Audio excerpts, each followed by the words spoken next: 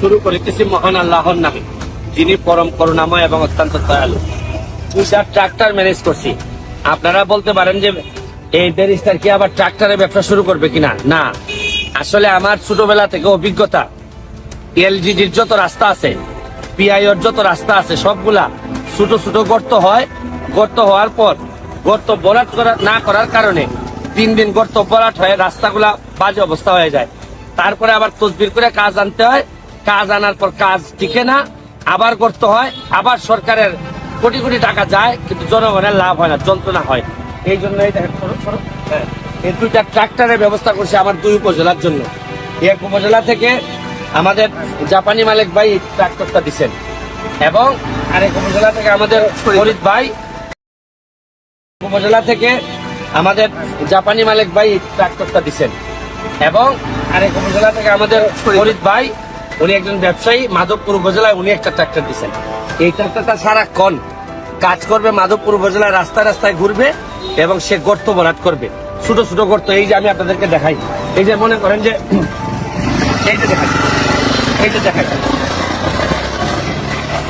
এই যে গর্ত, এটা কিন্তু 3 দিন বড় হয়ে আস্তে আস্তে ভাঙা চলে যাবে।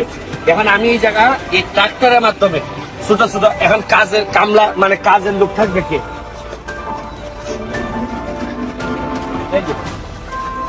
এখানের মধ্যে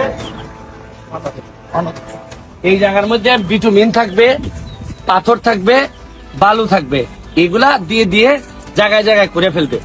এই টাকাগুলো আমি এমপি হিসাবে ম্যানেজ করব, 2 জনের বেতন আমি ম্যানেজ করব। কিন্তু ট্রাক্টরটা দেওয়ার জন্য ধন্যবাদ জানাচ্ছি মালিক ভাই এবং ফরিদ ভাইকে।